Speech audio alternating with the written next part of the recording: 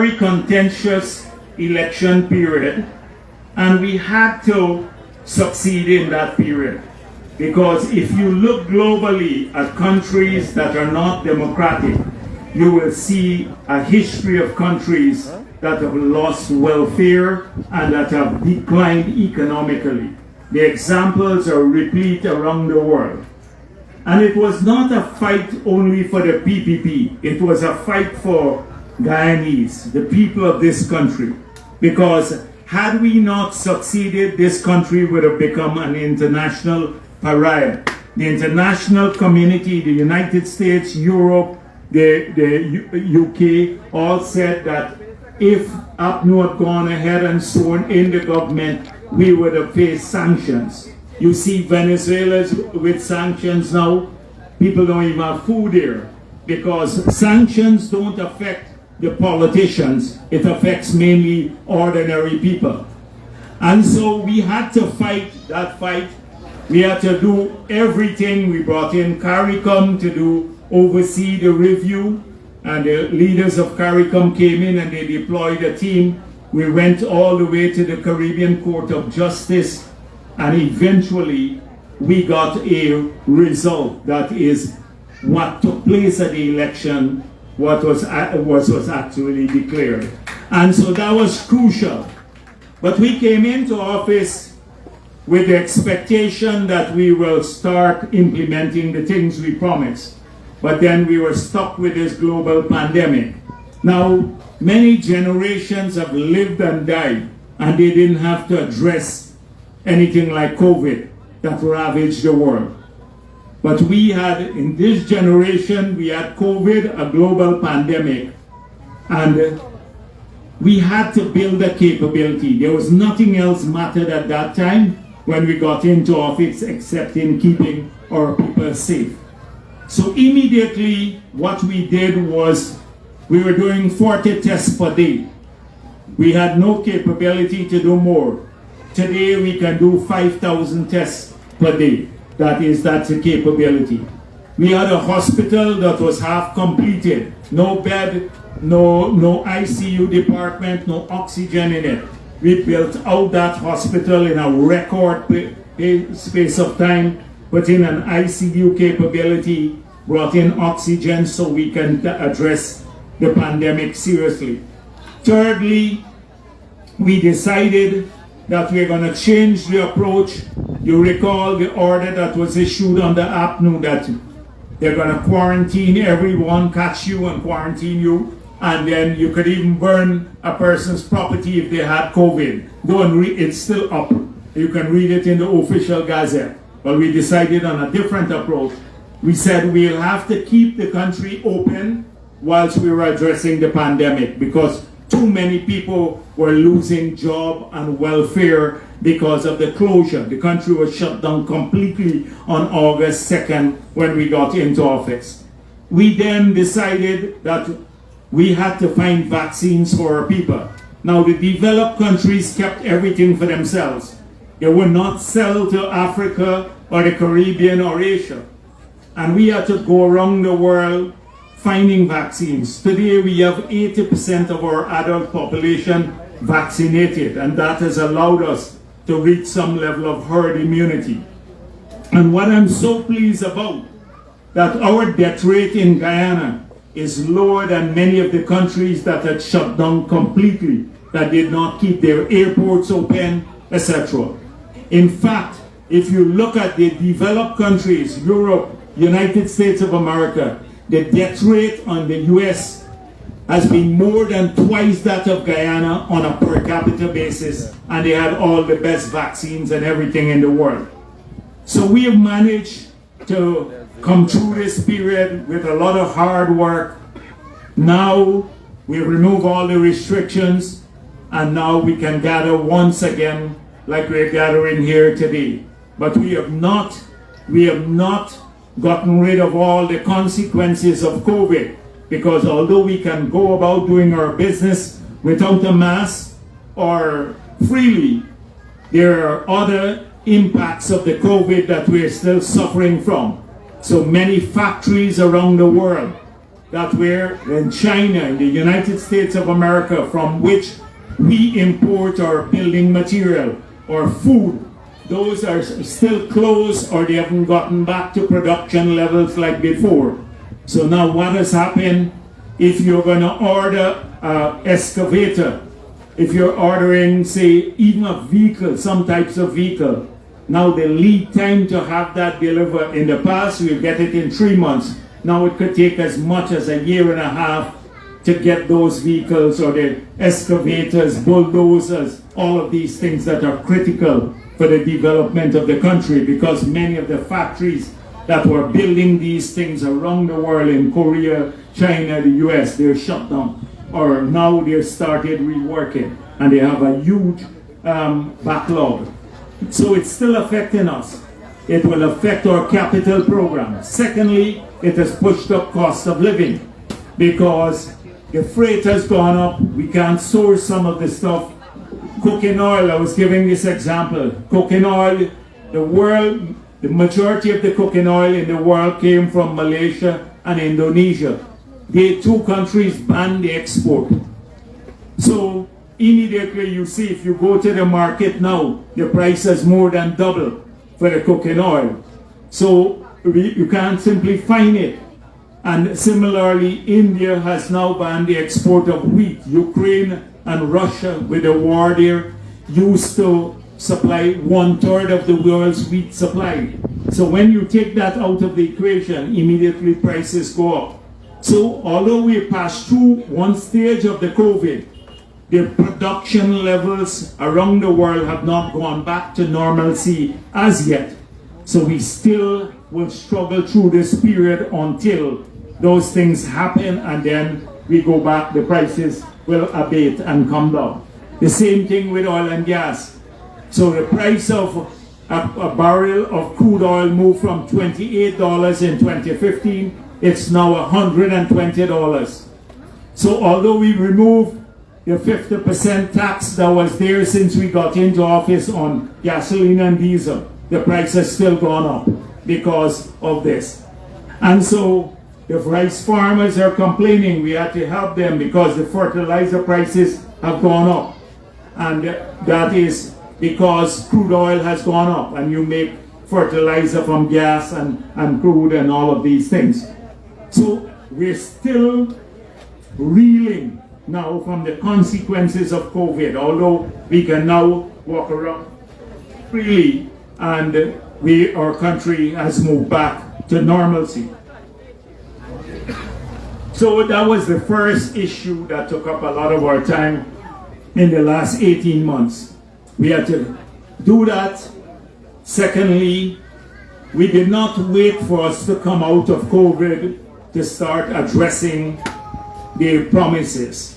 So we made a lot of promises in the pre-election period. We said, if we win, we're going to do the following things. And we believe in what we promised. So we said, we're going to restore the children's grant. There was a $10,000 per child that was there in 2014. APNU removed it, saying they could not afford it.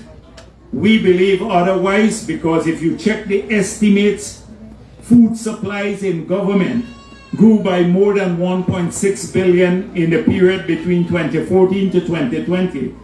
And it cost us around the same figure to give the $10,000 to the 167,000 children we have in school in Guyana. But they chose to do that instead of giving the school children. And that's just one component.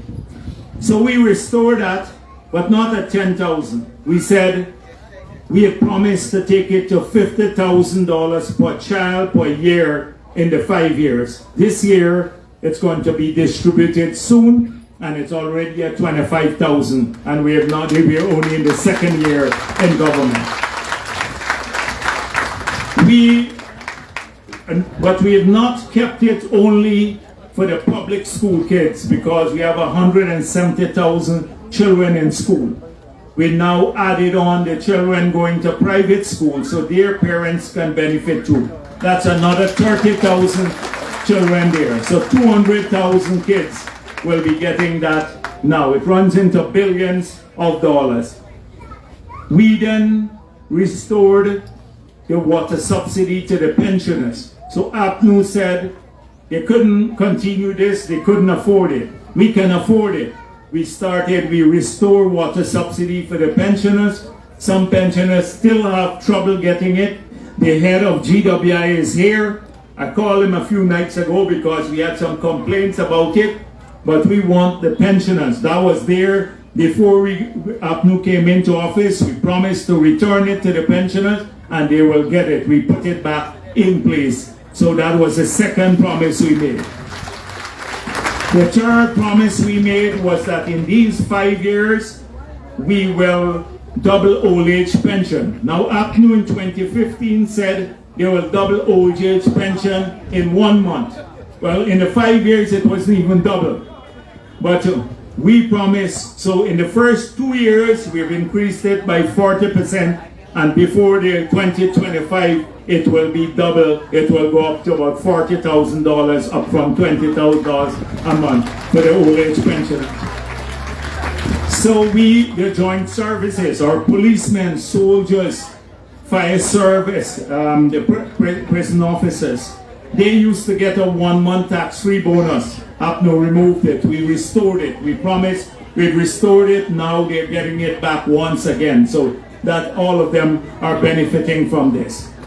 We promised to remove taxes, the VAT on machinery, on equipment, on electricity, on water, on the food items. We did that. We removed all the VAT on all of those items. So if you were buying a piece of, say, a tractor in the period when APNU was in office, or a combine, you had to pay $5 million more in taxes. How are you going to create jobs if you're taxing the factories and everything else? You want people to establish more factories so they can generate more jobs. I'll talk about that in greater detail. We did that too. They'd increased the water charges for like in the MMA area from $3,500 water and land charges per annum, per acre, to $15,000. We took it back to the old level. They had increased 200 fees by over 100%, sometimes as much as 400%. Like if you were vending from a dray cart or a vehicle, it was used to be $12,000 for the licensing fee under the PBP. APNU increased it to $60,000. We took this all down back to a level almost near to the original price that it was before we got into office. That's nearly 200 taxes and fees. The miners, Mr. Jordan last week wrote to the newspaper and said the miners should be grateful that he reduced the tributers tax. This is workers who work for the miners. The miners have to deduct a percentage of their income to pay over in taxes. It used to be 10%. Jordan said he reduced it from 20 to 10. But the year before, he had increased it from 10 to 20, and then the following year reduced it back from 20 to 10, and takes credit for it. Well, we had not promised that. I just met with the miners a few weeks ago, and we removed that totally from the miners.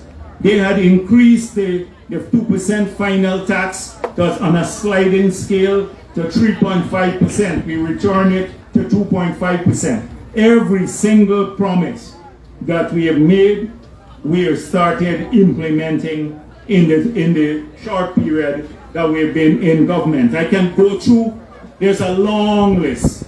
I don't want to burden you today with that, but you get the idea as to what we've been doing since we got into office. And then, on the big side, where are we taking our country? So before COVID, we lost 35,000 jobs. Sugar industry, 7,000 workers were sent off. The same taxes on mining that they put in place, the tributers tax, the final tax, the VAT on equipment, practically killed off mining. We saw a reduction in employment there. In the forestry sector, we saw a shrinkage of output by 50%. So we lost 35,000 jobs, and then when COVID hit us, we lost another 40,000 jobs. So we had promised 50,000, that in the 5 years we'll work at generating 50,000 jobs. We have to do much, much more now to catch up. And that is what we have embarked upon. But there's one thing that is crucial that I forgot to mention that we promised. We, APNU, had done practically zero on housing. In the first 3 years before the no confidence vote, nothing was done absolutely on housing. And then in the last year, after the no confidence vote, when we were in court, then they busily, hurriedly gave out about 4,000 house lots. In the first year, we've given out more than 10,000 house lots in the first year in office. In Linden, that is APNU's stronghold. When we were there, we gave 400 plots of land out at Amelia's ward. We're using about $400 million to build in the infrastructure to service those 400 lots. And guess what? They got some people, 16 persons, to go and block the area to squat. That would benefit 400 people getting lots and building homes there. So we had to work out an arrangement. Now that we cleared that off, instead of APNU being helpful, they were trying to block that. They did practically nothing for housing in Region 10. The president went up and we announced in Region 10 another 1,000 homes that will be built in Millie's Hideout. Now, Millie's Hideout is a crucial area for people in Linden. They've been asking for the land there for ages. They couldn't get the land. The 1,000 house lots will be on about 200 acres of land.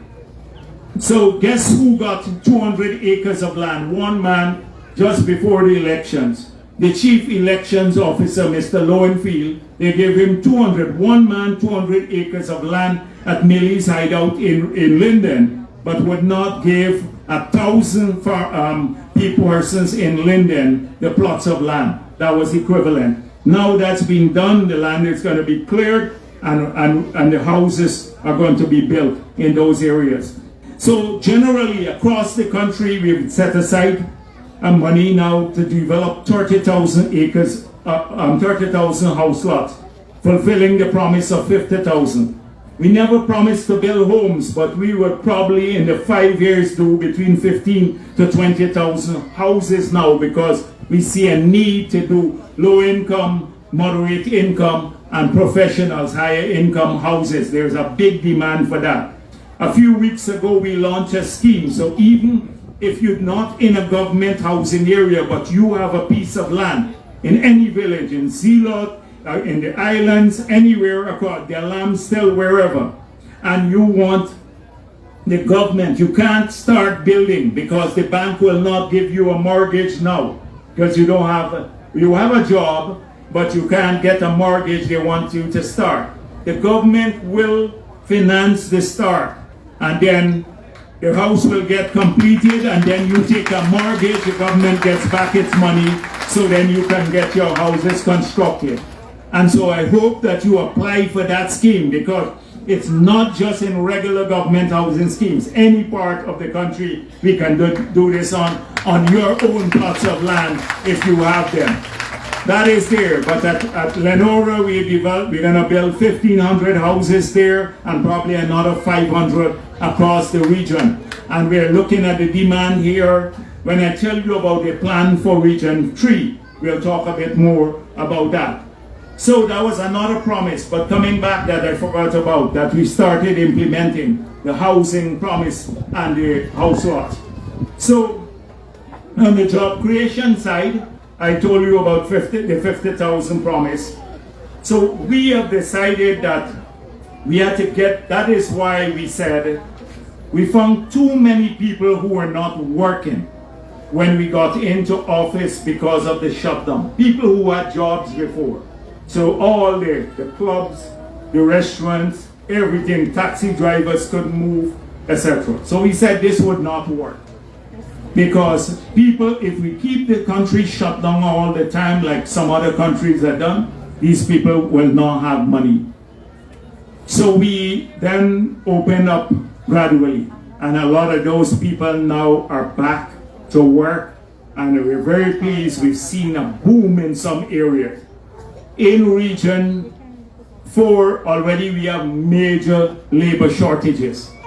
This Region 2, we're starting to get that. Many people are looking for workers, they can't find workers because in Region 4 you have a lot of activities going on. We have now, from the election to now, we have concluded arrangements for 7 new international hotels to go up. That will need about 3,000 people to work in these hotels, and they will be trained to do that. In Region 4, you've seen all the other new buildings on the East Bank, they grow out there. So we have a tight situation with labor in these areas. Now, in region, we've been starting now to try to shift the momentum into the other regions. So in Region 3 now, when we decided we're going to build the energy project, bring it to Wales, APNU was saying we're taking it to a PBP support area. Now, the power that will be generated there will be used from Parika to the border with Suriname all the way into Linden. It's not for Region 3 alone or the people in Wales. It's just that the power plant and the pipeline will go to that point there. So what will happen, that will make a major difference. We've just launched the request for proposals. We're now building the infrastructure to go to this area. By 2024, we're going to be generating some 250 to 300 megawatts of power using our own gas, so we don't have to import fuel to generate power. Once that happens, the price of electricity will be cut by 50% in 2024. So that is on track. It will happen at Wales. Then the gas, we're building an NGL facility there that would dry the gas before it goes to the power plant. So that will supply about 3 to 4 times more cooking gas than we use now in the country. So we now will move from importing cooking gas, we'll have to export cooking gas. We'll have to ship it out in the country. So that would allow us to significantly reduce the price there. We'll have probably some excess gas. We're thinking about a protein plant, a fertilizer plant. Then the pipeline is sized to bring in 130 million cubic feet of gas per day. We're only bringing in 50 million cubic in the first instance. And so once that happens, the whole area will grow because a major industrial estate. So thousands of new jobs in that area. We couldn't reopen the sugar factory there because it was shut down and sold out as scrap metal on the APNU and the lands given out. So we now have a major problem fixing that. But that will make a big difference on this region because it will generate thousands of new jobs and industrialize this bank of the river. We've made it clear now that we want to see development running from Breeden Hoop all the way to Wales on this side of the river. It must become like the Georgetown side. Now a lot of people said, oh, you gotta cut down the little mangrove there. Well, they didn't complain when you're cutting down mangrove and doing the Georgetown wharves and stuff. But you replace it with robust hotels and all sorts of things, wharves and stuff. Now another project, Exxon has just awarded to a Guyanese consortium north of Crane at the mouth of river, a massive hundreds of millions of US dollars. They're gonna reclaim land into the sea. And they're going to build a massive port for servicing the oil and gas industry and also for containers. This would allow us to shift a lot of the business being done in Trinidad and the US to Guyana to service the oil and gas industry because we'll have the infrastructure. Thousands of jobs just there too. To allow all of this to happen, we have had to come up with a master plan for the whole development in these areas. And just talking about two areas first, 3 and 4, and how we're, because about 60% of our population live in these two regions. So when we got into office, although we were busy with the pandemic, we were busy with fulfilling the promises, we still had to map out these plans. So what did we find? On the East Bank, congestion. We had built a 4-lane road, but that was not enough. So in the space of 18 months since we got into office, we have awarded and completed a road between, a 4-lane road between Eccles to Georgetown that has eased traffic tremendously for people from the East Bank and even from coming from Region 3. But we've now just awarded the contract and they've started the construction to take that road all the way to Diamond. So by next year, you will be able to drive from Diamond straight into the city on one road, which will take you about 6-7 minutes to get into Georgetown from Diamond on a same one road. Yeah. High, you know, look high. Yeah. Every meeting I go, you got 1 or 2 like that. Yeah. Why he's supportive? He's supportive. We gotta fix the tea though. Yeah, I know he's supportive. Yeah. It's when they come to support, then they're more disruptive. Right? So yes. So going on. So that had to be done too, and that's awarded.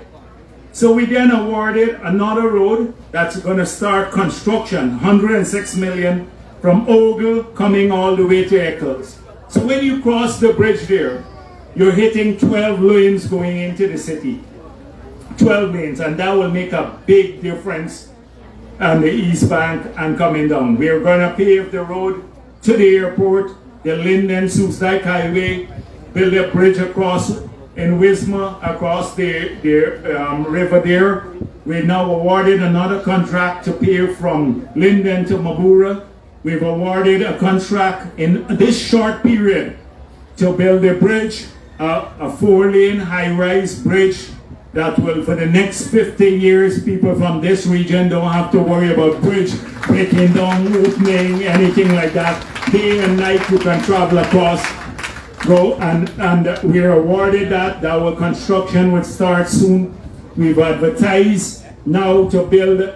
We have a major project to build a road, $207 million, the feasibility study from the bridge to Parika at the back. That will open up a lot of lands, but we decided we'll do that a little bit later, maybe next 3-4 years. But immediately we saw the traffic congestion here. So if we fix on that side of the river and we fix the bridge, we have to also fix the traffic congestion through Freedom.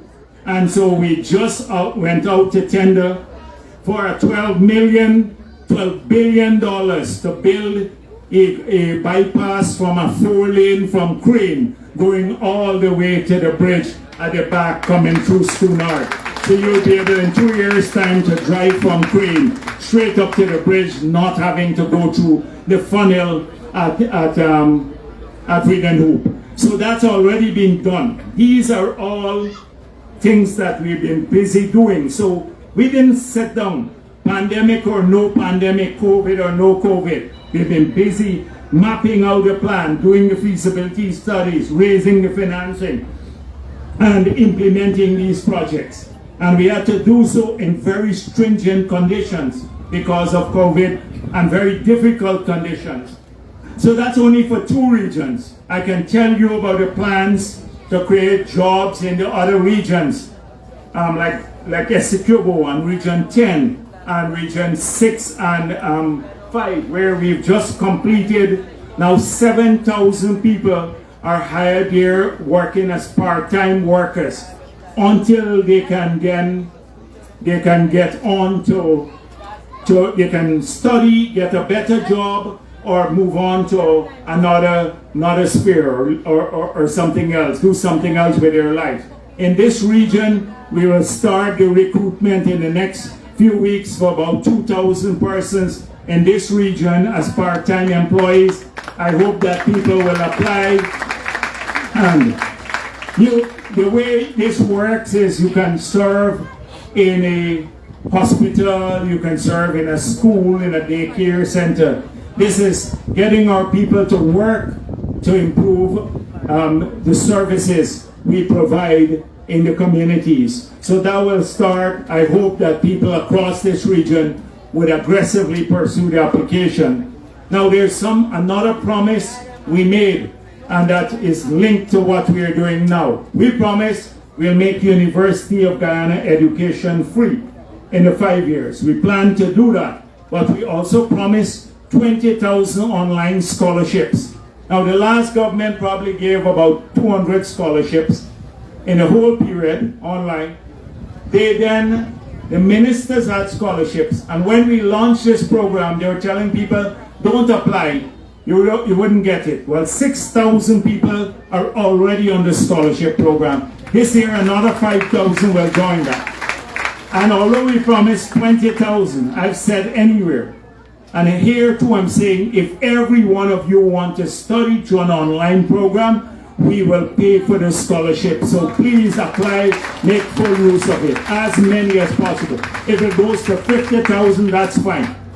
Because we want more of our people to study, to make sure that we upgrade the technical capabilities of our people. So,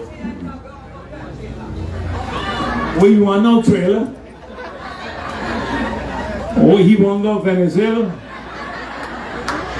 You like punishment, boy.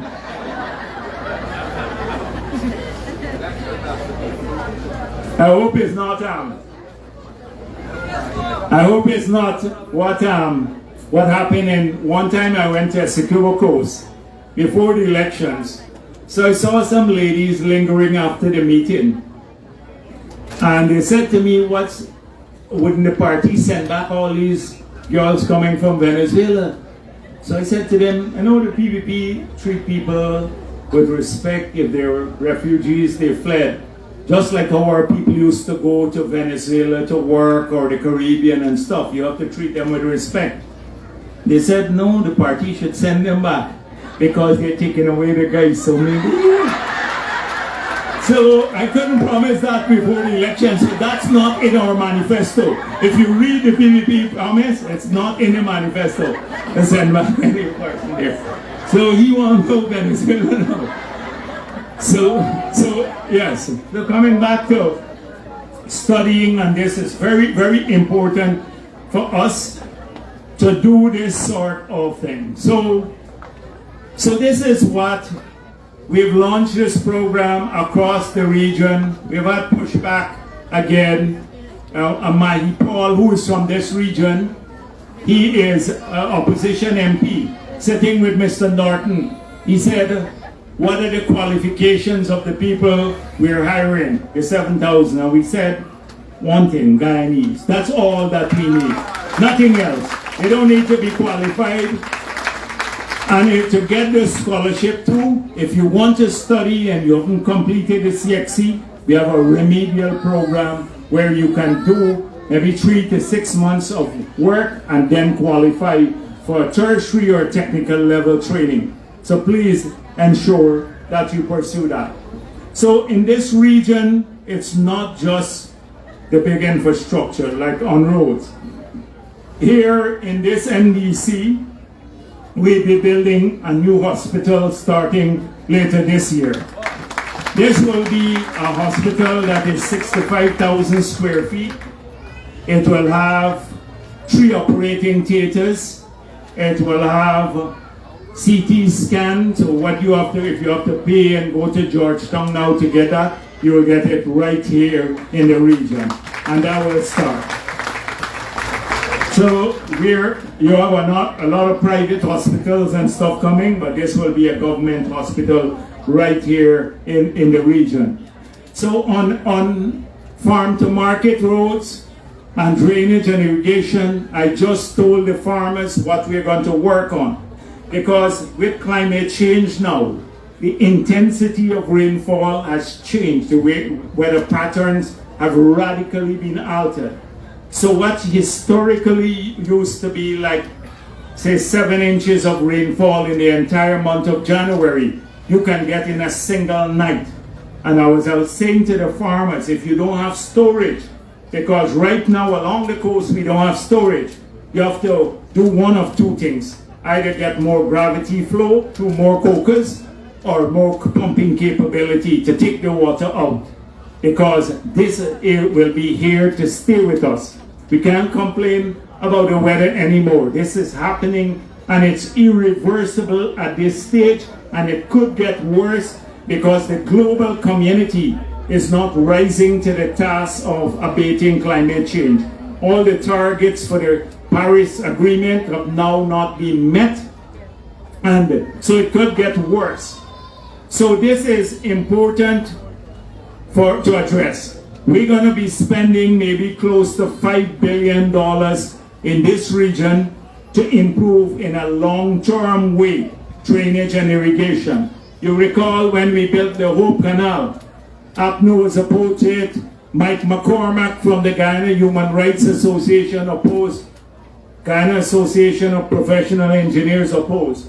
Had we not had the Hope Canal, then we would have continued flooding the entire Region 5, losing all the crops. And Georgetown and East Coast would have been at risk, because every time the Conservancy Dam was threatened, we had to release the water. So this is the same thing we are doing in these regions. The 4 other regions, we've had consultation to improve in a long-term way. And that's about $5 billion we've done. Now, wherever we've gone, there's a huge accumulation of roads and community infrastructure.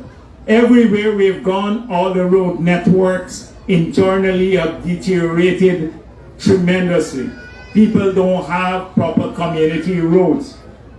And so I say to them, and if you look at the capital budget, those of you who have the time and listen to us in the budget debates, you will see that between 2014, we had a figure in the budget for capital works. And what is capital works? It's like roads, bridges, schools, hospitals, drainage and irrigation, city fences, etc.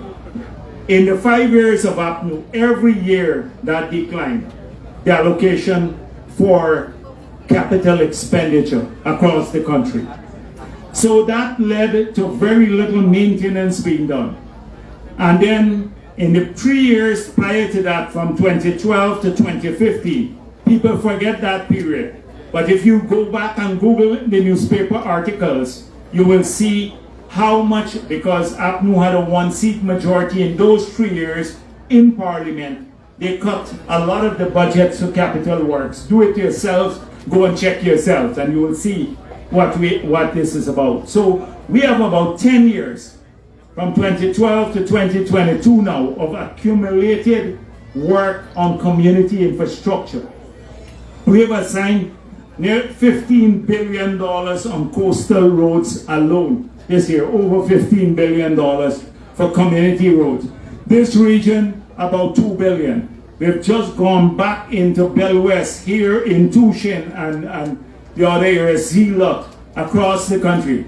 We now have picked up roads in this region that maybe would cost us another $4 billion. We have assigned $2 billion this year's budget. So we will have to now go back to Parliament for supplementary provision so we can do some of these roads. Now, all can't be done now, but within a matter of 2-3 years, we should be able, next year, we'll put back the same sort of high allocation. These are the highest allocations we've made for community road. Every road will be fixed, and we're not doing now the chip seal roads that could break up. We want the asphaltic concrete, that is concrete road or asphalt road, so they last longer. Now the question is, GWI is here too. So I hope that GWI doesn't go wrong breaking up roads as soon as we fix them. So, because sometimes they do that and then they don't fix them back. So we need to work in GWI itself. We mapped out a plan to do 120 something million to do several water treatment plants across the country. That is major water treatment and inline plants, about 13 of those on the coastal area alone, so we can raise the level of treated water in the next 3-4 years time to, across the country, so you have better quality water. So a lot of these things are planned. Community roads, I know you're going to want to raise a lot of that. Community roads with me. We have here Minister Indar and Priya Manikchand. You're assigned to this region.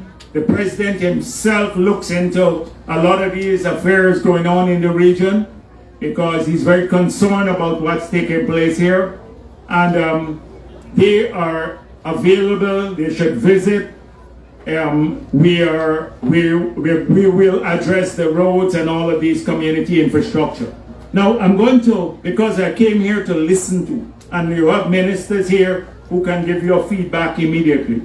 But I know wherever I've gone, lots of people want to get up and raise issues, and you're free to do so because we have the time.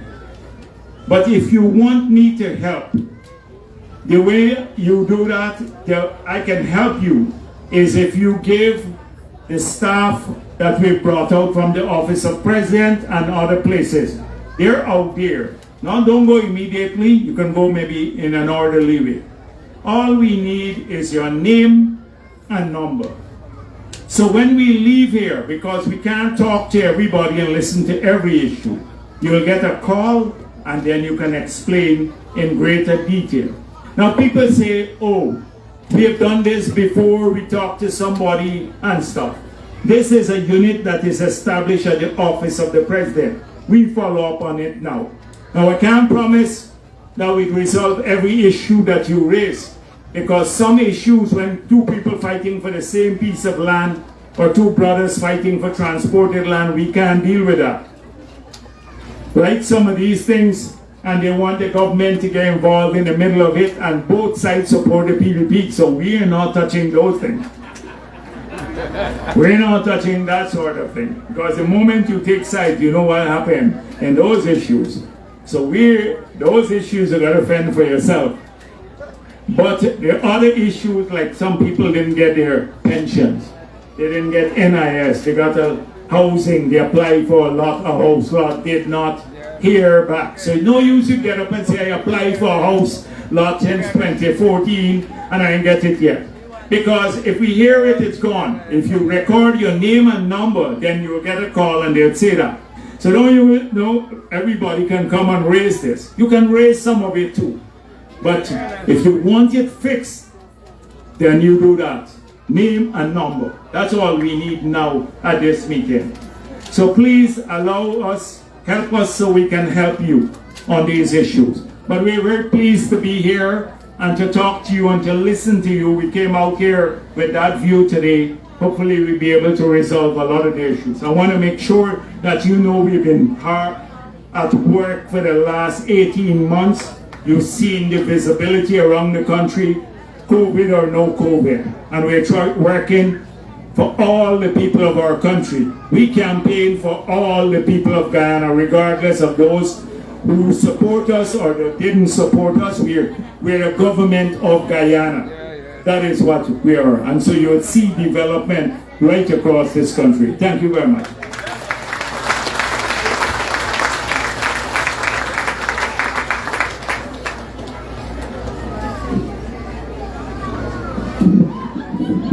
All right, so we're now open for a discussion with the Vice President. Those of you who have questions for him. And we have some mics going around. So who's going to be the first person? So where are the mics? Paul, oh.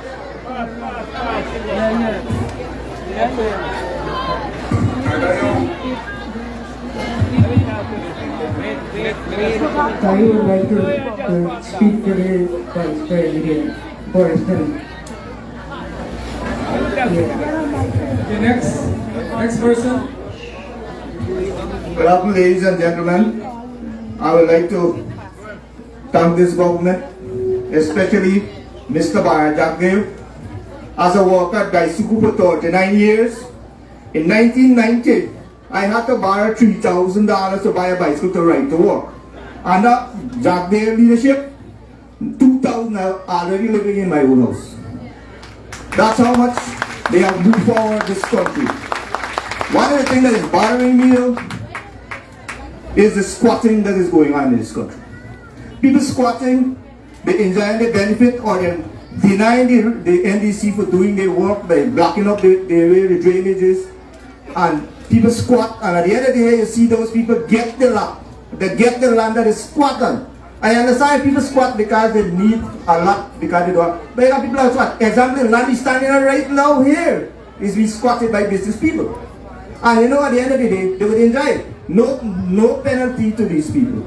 Another thing a point I would like to raise is about this gun license and the system in getting it. You cannot deny me as a law-abiding citizen the right to a gun to protect myself because the bandit is using a gun to rob people. Plane to kill people, car to kill people, knife to kill people, cutlass, you don't ban those things, you don't deny me for using those things, but you deny me the right for a gun to shoot.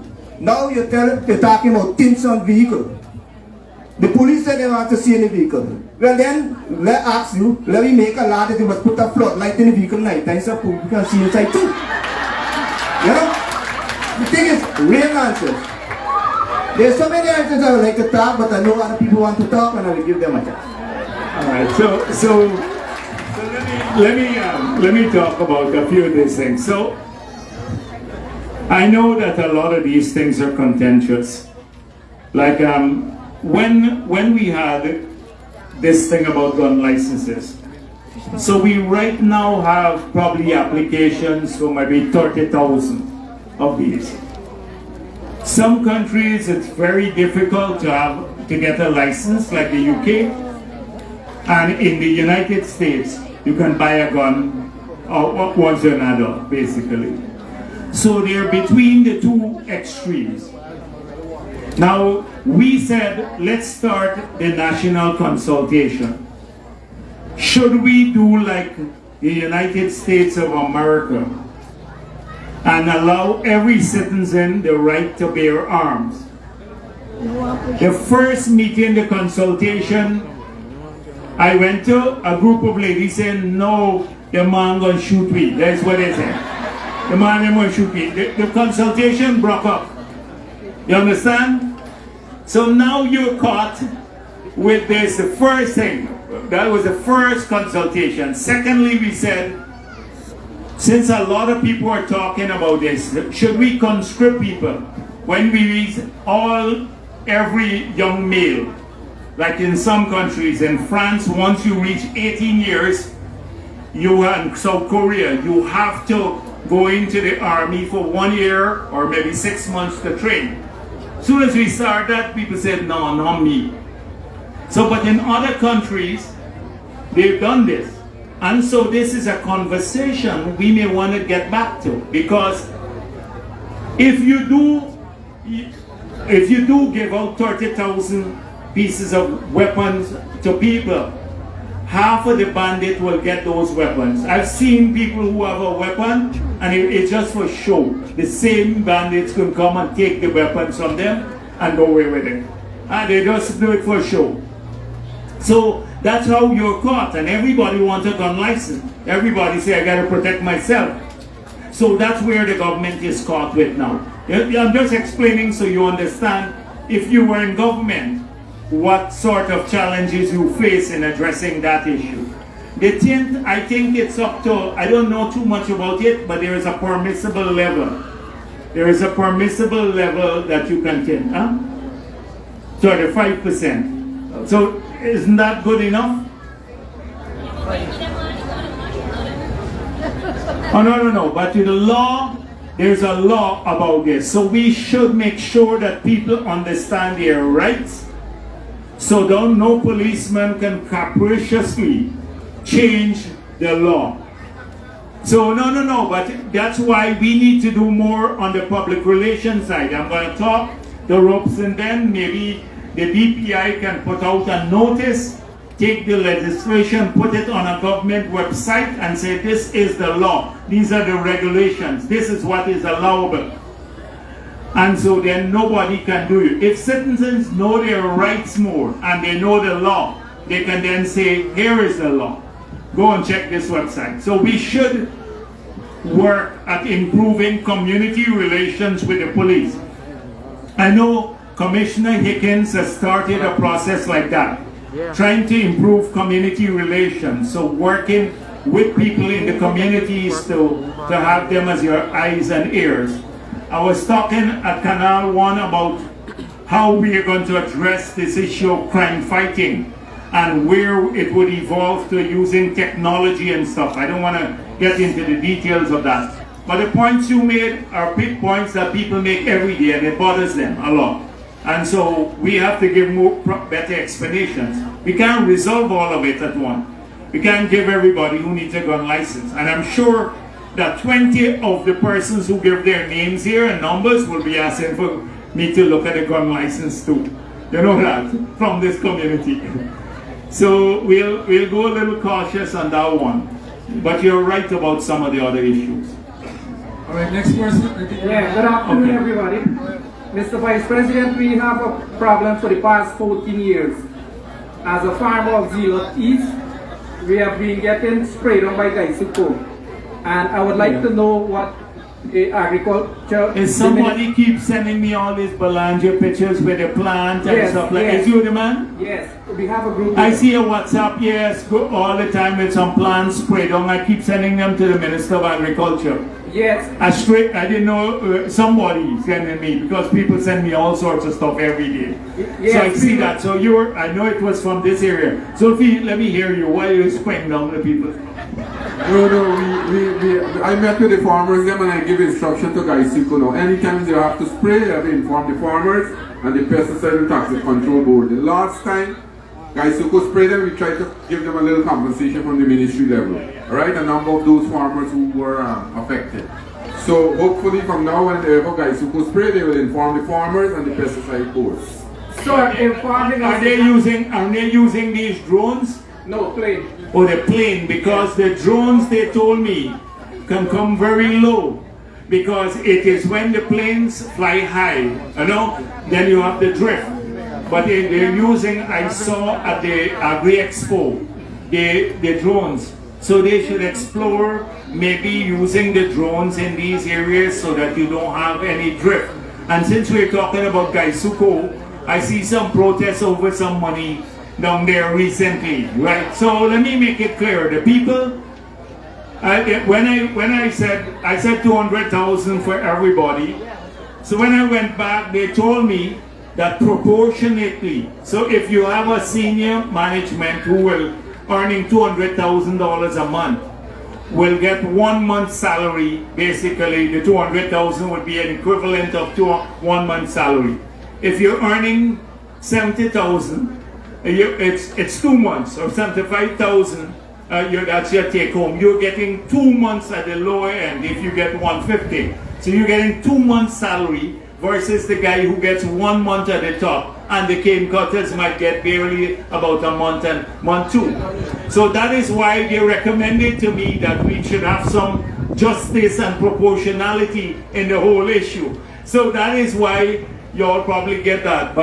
But here now, you're protesting Gaisuko. You can't strike. This is free money you're getting from government.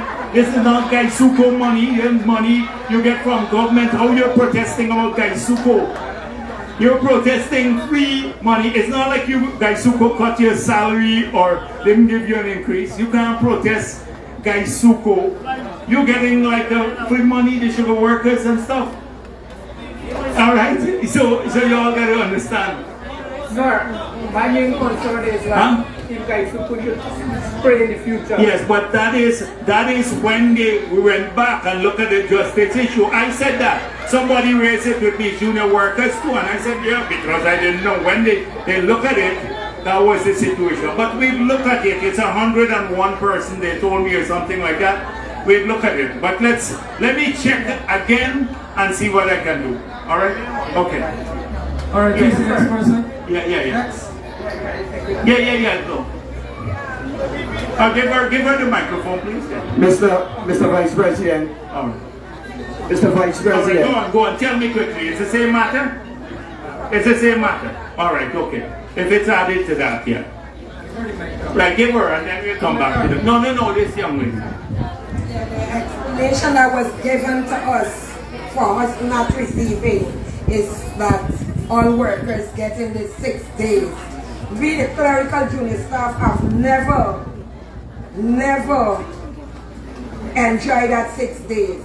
You get a fixed salary, or you get a fixed salary, right? Like the management, right? A monthly salary. So you get a monthly salary. It's not like 6 days or so. You get your salary. The sugar workers get paid on the basis of work done. So it's almost like if they cut a ton of cane, they get paid on the basis of how much they pay. You understand? So you get a fixed salary every month. So that will not change. That is equivalent to 5 days work a week. And that is how the government works. Once you get a fixed salary, you work for 5 days, and then you have Saturday and Sunday off. So that's the difference here. But let me look at it once more. But you all got to, everything is a protest nowadays. Y'all didn't get anything in the past. They didn't protest. Yeah. All right, okay. But look at it. Nothing. 5 years, 0, 0, 0 in 5 years. All right, let's go on. Oh, who was that? Yes. A pleasant good afternoon. Congratulations to the boss over on the west side. Sir, we have a team, a set of youth, AJ Record, where we're producing some good music, but we ain't ordering in town because certain radio station I want to play with. Which we got a cricket song that we do for the minister. Calling our warriors, come out to their numbers. Minister Ramson, tell them, get the ball, warriors team, on the attack, anywhere that we touch down. We have still our zoot, we never back down. The cheerleading is a wonder. Final playing in Providence Stadium, anything we got 6 So, you know we can come into a team and Look at the two persons, the culprits are right here. Okay. McCoy is in charge of public affairs, all the government PR and television and radio, everything come on and Ramsey is the Minister of Youth, Sport and Culture. So the two of them, the right persons. Thank you very much. Right. They all better make sure that the man gets on their back.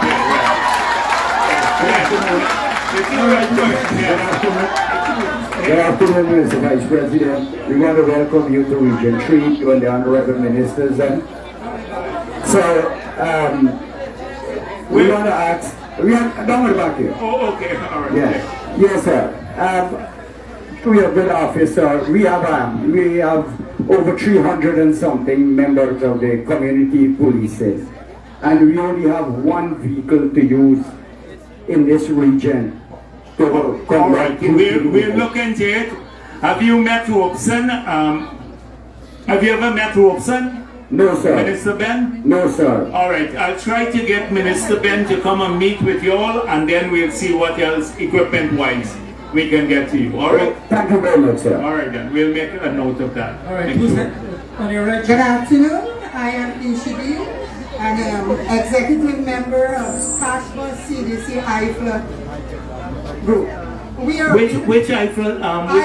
IFLA, okay. CDC. We are both members. Okay. We have been asking to see Mr. Darmland for the longest while. Up to recently, I made a call, and I haven't. He doesn't want to see you? No, sir. Apparently, no, sir, no. Apparently. All right. The other thing is, sir, housing issue. I live in an IFLA side, and I'm representing. Hold up the microphone close. Okay. Right there. Representing some of the people most of the people in IFLA side. We persons are emptying their sewage into the trench, and we were asking the minister if he could probably subsidize and give us some money that we could build septic tanks instead of flushing out. There used to be, when the president was Minister of Housing, he had a fund that he used to help people to do this, right? Wait, I'm going to talk to him about it because I'm sure. Silent Dam was one of it. I thought Silent Yes, Dam but was. we didn't get nothing. Okay, but we will call in. You should. All right, let Minister call in. You know, Minister. Yes, I know. That area is one we plan to regularize. It's under the same area. Oh, my name is Colin Kroll. So, yeah, so we have to get the land from Lagana Lands and Survey. For those who, that's area, for those who intend to move from there, we have an elaborate plan for Region 3. The Vice President outlined to you how much land will open up for Region 3. In fact, our pending applicants for Region 3 is 13,000 plus. And so you understand the magnitude of allocations we have to do in achieving our 50,000.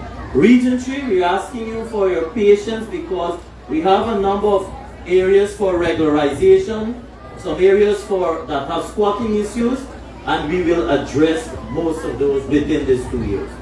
Thank you, sir. But listen to me. I have paid for my home, my land, 7 years now. And just so that's why I said, like, what you have a personal issue. No, but make sure I could follow up through my unit, right? And the president, this unit is set up by the office of the president. The president himself wants to see these things, so that you will give your name and number. We'll follow up on the matter. All right. One other thing, sir.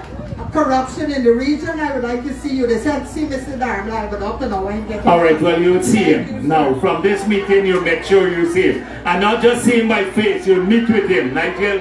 Make sure you meet with him.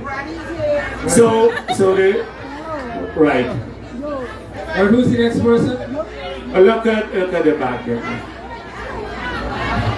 Next person. Listen, yeah. Hey, good afternoon. Yeah, good afternoon. Good afternoon, parents. We had a resort. Please put the mic close to you. Wait a minute, when had a resort. So I was planting, there was some planting, I went baking now, by 50 planting, planting. So like 3 months ago, they sent somebody, they say I have to get the dirt and so on, they got to build up some playgrounds. So they didn't, inform me that they broke it on the fence and come and tell me. They should tell you this. I wasn't home at the moment. I take my kids to school. It's when I come in the afternoon. Then I see about the police and so on. They said that the commander of Region 3, Mr. Watson was there. And he said the people need a door to build ball field and these things. That how they're going to bring back fence. They're going to give me back some plants. And until now, I never get back anything. All right, so let's look at the Zulfi and see what. Yes, but make sure you give them your name and number, but Minister of Agriculture here. Now a lot of people, we had to pass a law against reserves, like people claiming title for reserves. Because what is happening if you build on the reserves, when we come to clear the trenches, we can't run the machine. So, but if people are utilizing it in the short term, with the understanding they're not going to put permanent crops, then we should be flexible on that. All right, the next person, yes. Good afternoon, Mr. Vice President and team. I, on Zila Estate Scheme, yes. Yeah, go ahead. I am from over here, Zila Estate Scheme right here. We moved in there, we got this land like 22 years ago, and now the transport is in process. We're very grateful because all of us there without the transport. But what happened our drainage system is very bad. Now this is the first street here, and behind this supermarket is the second street. So there is a alleyway in between that blocked. So there's still some people that use it outside washing toilets.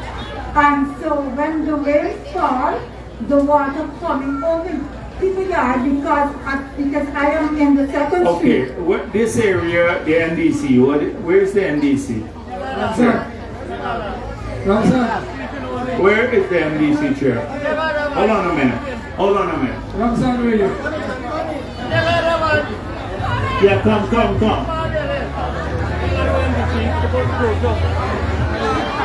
I'm not doing a work, man. All right. Let's hear from him. Let me hear what's going on. There is a complaint about something. You heard what the young lady said? She mentioned about behind the yes, we did.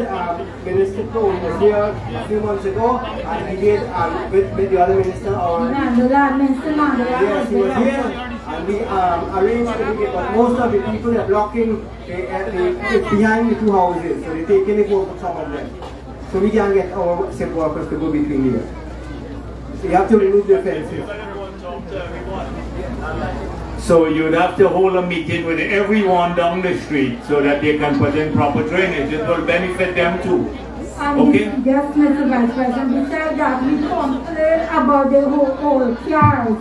There's a the derelict, yeah. Yes, and instead we make several complaints. I went to the NDC several times, and nothing is doing. The old cars. Listen, if people on the roadsides, this thing about people parking and leaving vehicles all the time there, and then they behave as though once they put it there, they behave like they own the parapet too.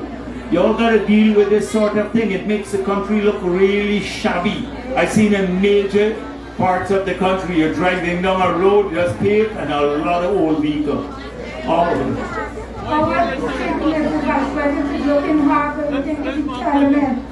This is a residential area. All right, so the thing is that the NDC has to do its job too.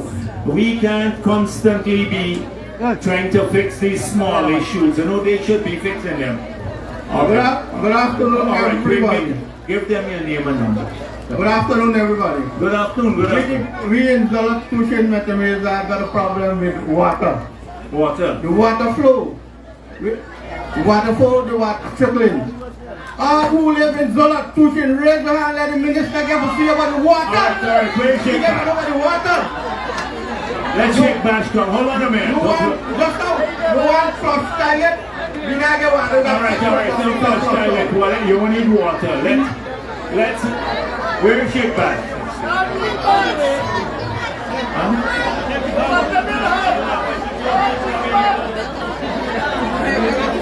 Mr. Buck and the chairman went and they do nothing. We need a new well in this place. Firstly, you made a point just now with a new well. Well, a new well was just drilled at Parika back down, which will help this entire area. It's completed. Parika back down, the well is completed. You want me Parika back down? What the heck? We need to be doing it. Now, you understand. Okay. Indeed, what is happening here is that you have a very low level of service. In the north, Zeeland and Tushin especially. We recognize that. What is the reason for it? Is that the Borsellino treatment plant does not have the capacity to provide treated water to all these areas because of the population growth. So what we're doing now, we are upgrading that plant. And by early next year, we're hoping to complete the Borsellino plant so that you can enjoy treated water. Now, before then, when this well at Parika Bagdam is put into operation in 1 month's time, we will get a far better level of service here. I guarantee you that. Because the Parika Bagdam well will now supply from Ruby way down. Right now, that is not happening because the Borsellino plant has to supply water up to Parika. So this will happen in 1 month's time, so that your level of service, I'm quite aware of it. I've come into this area no less than 6-7 times, all over, talking to the people. But we cannot. We are there with the managers here at GWI. Many people can say, yes. Okay. This chap said he reported the problem 4 years. Well, 4 years ago we were not in power. We just got into power about 18 months ago, right there.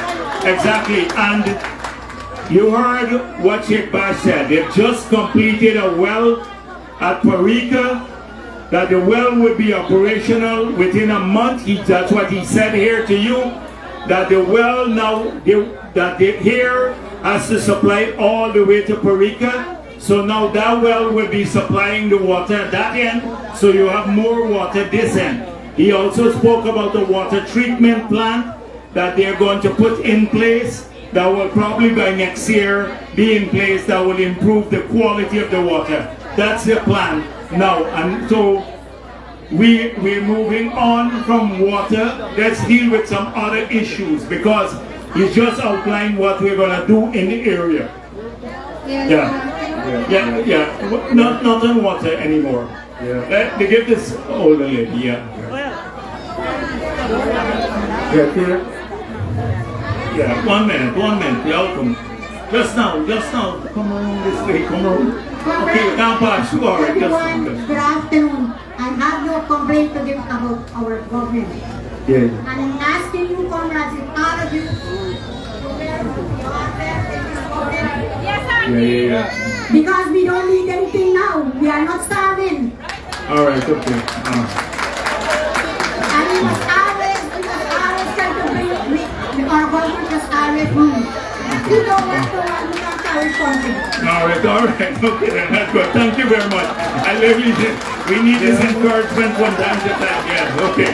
After hearing all these problems, let's go to hear a few positive things. Yeah, go on, Sam, and I hope you say the same thing, Sam. I'm not Sam, I was third. Yeah. The woman that used to just sit and watch the campaign. Right. So say the same thing. God each and every one. I don't have to say that. I want to congratulate the head of the tables. I worked very hard for this and I'm so proud.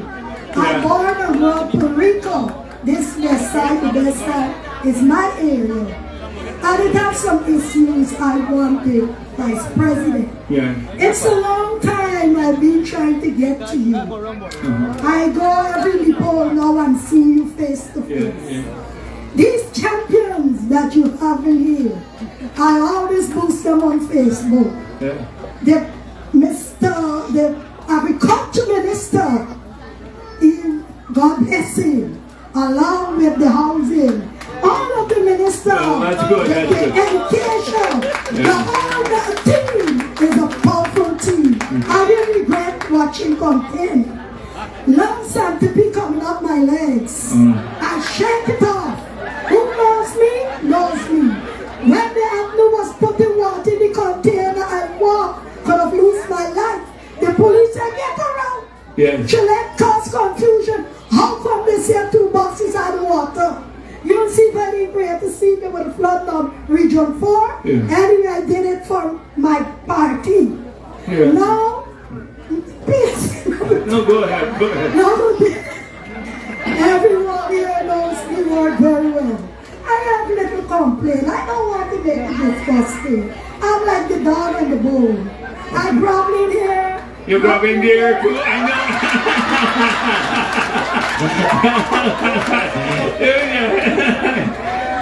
But I sent out to the party, you know the thing. Now come and join me, I don't have a home. Can you remember the first protest when I told you Apple broke down the house in Puerto Rico? Now that when the NDC confirming is my father's place. I really want you to look into that because I have an Hindu church and that church worked very hard for this party. But the land is yours now? Father. Your father's land? Yes, it's a conjunction. Comrade Nandala said you said you was going to look after it. Oh, Nandala using my name, he's supposed to deal with it. He's the Attorney General. He was my lawyer first. All right. I'll follow up on it. How can I see you, man? Okay, all right. They got it. All right, come and see Vanessa. You know Vanessa. Vanessa knows you, man. Kwame Richard. The people who are at the office, you know, at my office, leader of the opposition office. This man is you. Me, concession at Bartico, God bless PPP. But the Bartico Creek is a huge creek there, little ones is padlocked about it, very blocked. And also for that contract because the trees fall in the river. All right, look, when you come and discuss for me, arrange that with her. I'll talk about it. Yeah, okay then, thank you. Thank you. No problem. Right. Right, thank you. All right, yes, get the members of. And then we'll go to those girls here. They'll be trying. I'm out here. All right. Let's go. So put on your microphone. Put up, see that.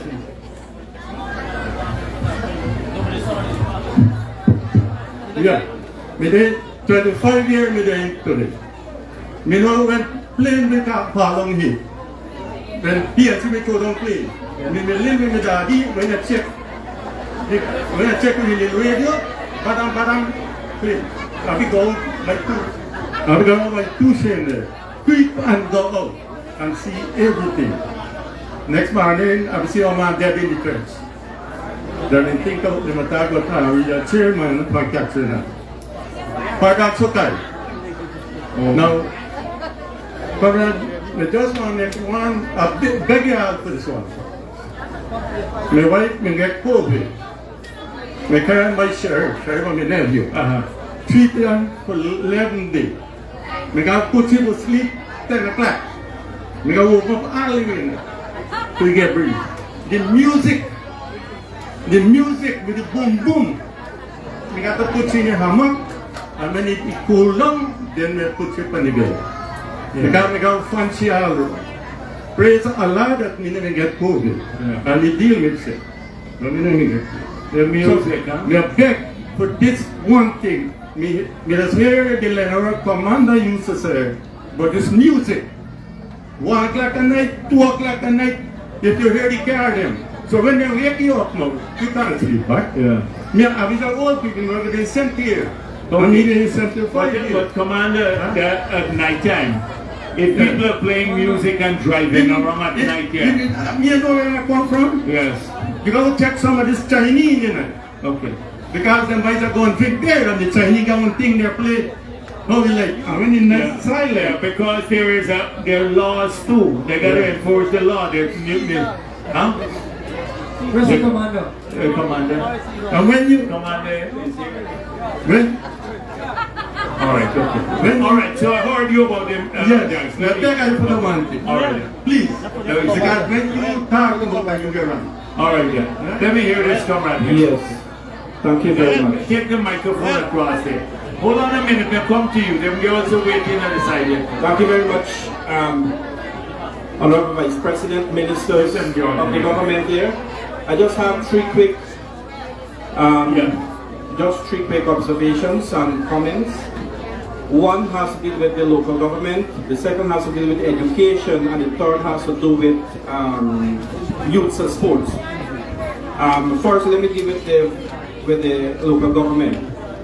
I think, this is my personal opinion and I am not sure about the rest here, I have nothing against the NDCs, but I think on the whole NDC should make themselves more visible in the community to know, and I'm speaking on behalf of Greenwich Park, a part that has been left out up to this afternoon. I would have seen it on Facebook, but haven't I known about it by that guy there sitting in a red bus, who is an amputated leg guy, who supported and brought supporters there to the PP rally on several occasions. If he hadn't called me and brought me there, make me take time off from my job to just come here, NDCs need to be more proactive. Yes, I agree absolutely, Comrade.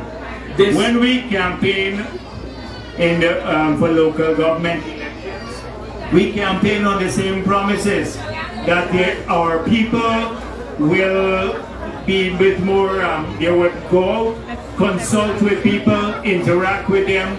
The NDC people should have maybe once every quarterly, once a quarter meeting with the community. Often it does happen. Thank you very much for the observation. Alright, hold on a minute. Let me deal with the commander so he can then go back. Let's be quiet, please. 1 minute. need some volume. Yeah. Who's next? Yes. Who's next? Hold on a minute. The noise nuisance. So, what are the plans? The old guy said people keep driving around at 2 in the morning and everywhere with vehicles and making a lot of noise. You gotta enforce the ruling. Alright, good afternoon all. I'll give you some numbers that you can make direct contact with me or the operations room whenever services arrive. For Lenora, that is our main operations room. The contact number is 268-2399. Additionally, my number is 666-9513. So in addition to having patrols on the road during those hours, you can also call me directly should you not get the satisfaction that you need when you call the stations or the ops room. Okay, all right. Thank you very much. But don't call for everything, because next day, like you got a big problem about you don't like the food in your house, somebody and cook the food, you call the commander about that. Because people are busy too, and he got to look after serious crime too, right? So we please don't overload him with all kinds of calls, prank calls and stuff like that. All right. Okay, then that's good. Huh? Good afternoon, everyone.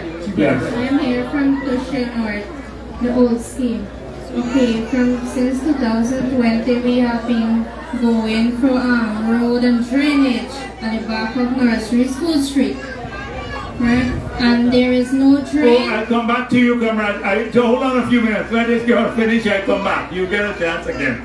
You have 2 more issues, right? You said. Yeah. Since the rain is falling, we have no drains. We have a lot of children going to school there. And we really Did you see Endar in that area? Endar, did you go? Tushin?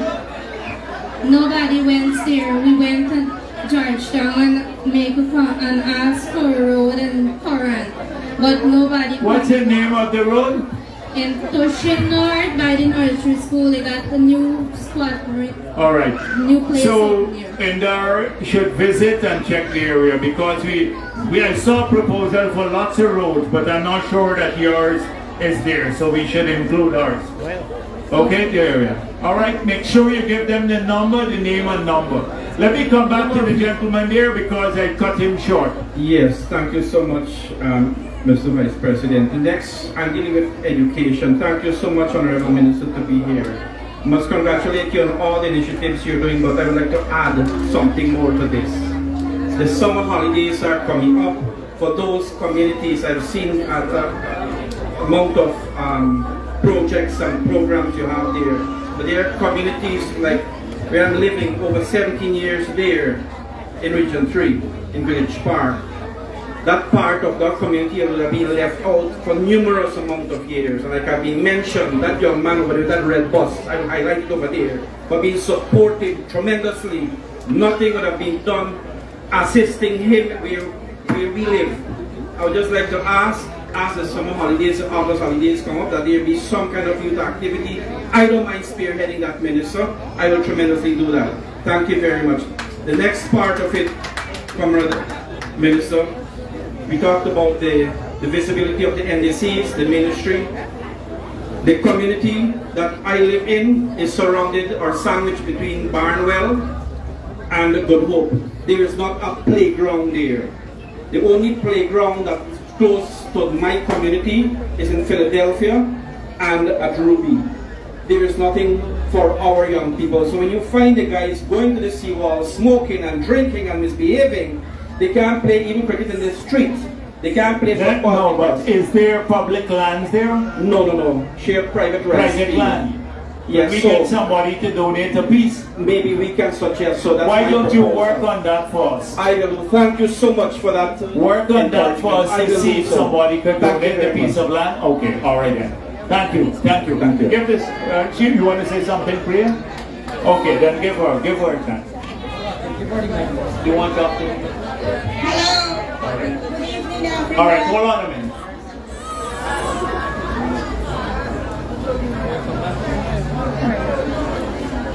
You didn't get your pension book, the public assistance book? All right, so you will make sure that she gets her book, the pension, the public assistance book immediately. Let's sort it out. Go and make sure that she gets it. This is the thing. I was on a Essequibo coast, a young guy, he doesn't have arm and leg, nothing. And they are taking years he's been trying to get on. And we got some strong, able-bodied people on this system. And so the president himself had to intervene. They're very upset with this. So make sure that she gets her thing immediately. All of these people who are working on the public assistance are ridiculous. You know, some people you don't need a medical record. You know they need the help immediately. Why they're wasting people's time? With all this nonsense. So call. Yeah, make sure that she gets it sorted out today. Yeah, all right. Come in, I won't forget you all yet. Yes, come.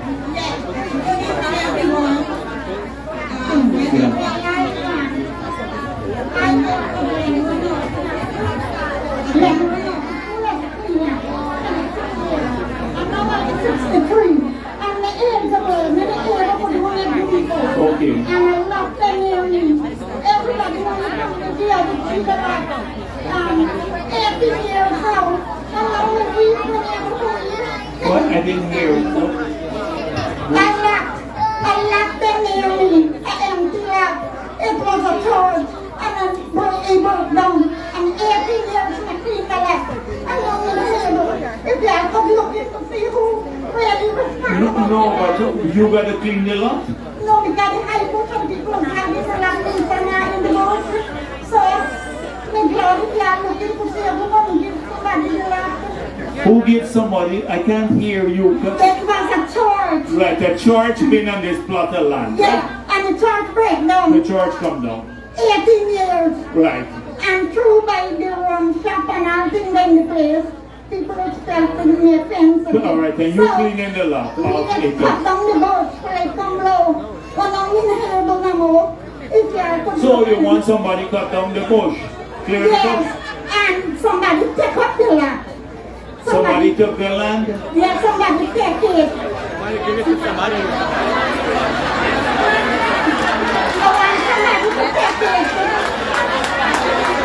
Oh, you want somebody to take it? Oh, a lot of people here don't want the lot here. Already they're thinking about that. Don't worry, you send somebody. Don't get nobody to take it yet. We can send somebody, the minister, and we'll keep the land clean, right? Oh, you want somebody? All right.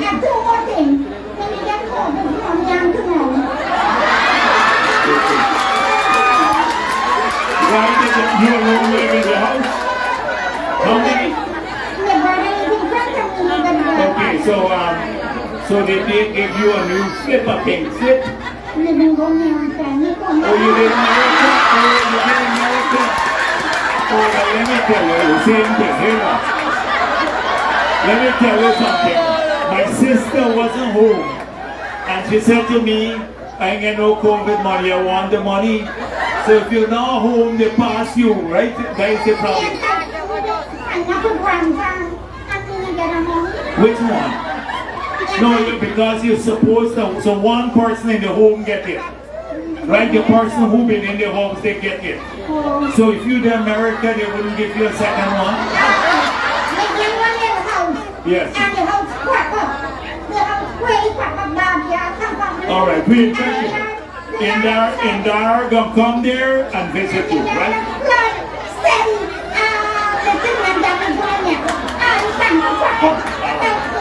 All right, no. We will come and we'll help you, right? Make sure that you give him your name, right? All right, we'll sort it out, right? Make sure that you go and help him, right? All right, next person. Yeah, take her details. Very good. Who's next? All right, those guys are waiting. Hold on. Some other partner there, the people waiting a long time, they signal. Look up right across at the back there. Y'all gotta come around. Give them. They've been waiting a long time. And listen, all of those.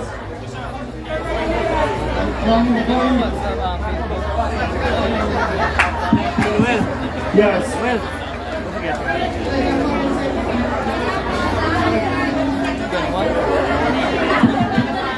Comrades, listen, let me tell you something, because the way this is going, we will not be able to hear every issue. So as I said before, please give your name and number so we can follow up. We can call you when we leave here. You'll get a call so we can follow up. Because it doesn't make sense you fight to raise the issue. We still gotta go and give your name and number if you want us to call to follow up on the issue. So please do that, because raising the issue here doesn't mean you're gonna get it resolved immediately. You gotta still go and give your name and number. Give that young lady, she's been waiting a long time. Good afternoon, everyone. Good afternoon, students. I have a concern. Since I was 5 years old, my father, I remember sitting and eating along with you, Mr. Barker, in Maracay Village after my 40th birthday. Yeah. I had a scholarship when I was 10 at the hostel. I didn't get to complete my secondary education, but I go back and complete it. I applied for a land since in 2012. Where did you apply for it? Well, I applied for it when I was in farm. In farm here, right in Region 3? Yeah, because I came down from Maracay Village in search of a better living for myself. Yeah. So you heard what Colin Cole said, right? I'm finished. Okay. 2012 budget land on gave way. This is 2013, the waiting for I go every meeting, I start my party. Only when the election I go.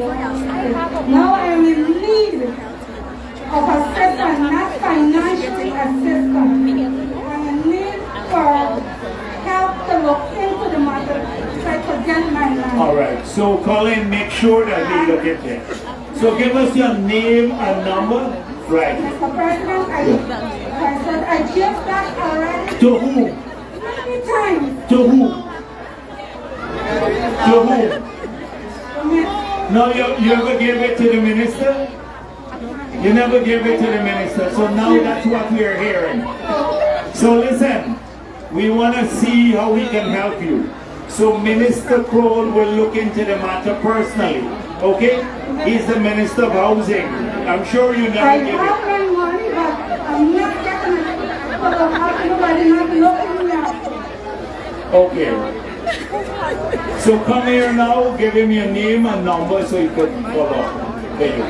All right? Yes. The other girl was waiting too. All right, go ahead and then give it to her. Good afternoon, everyone. I'm from Puerto Rico, the flooding river in the trench.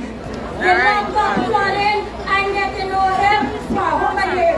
President Ford, I go economic breakdown, but don't go to work. I never come and check the problem, but flooding. Every day we get but if the poor Where, Puerto Rico back down? Which part? not with the plane, I'm Puerto Rico They back can know to work it. Here now, give them your name and number. We call you and follow up. Okay? All right, then get that girl there. Good afternoon, Mr. Vice President and everyone else. I have two concerns, two personal concerns. I'm a city cleaner, a contractor cleaner. All right, Colin. You'll take the number, but let the others go and go to the back, right? So those, right? Down to tomorrow. Okay. Yeah, listen, sorry about that. All right, please. if you're giving your name and number,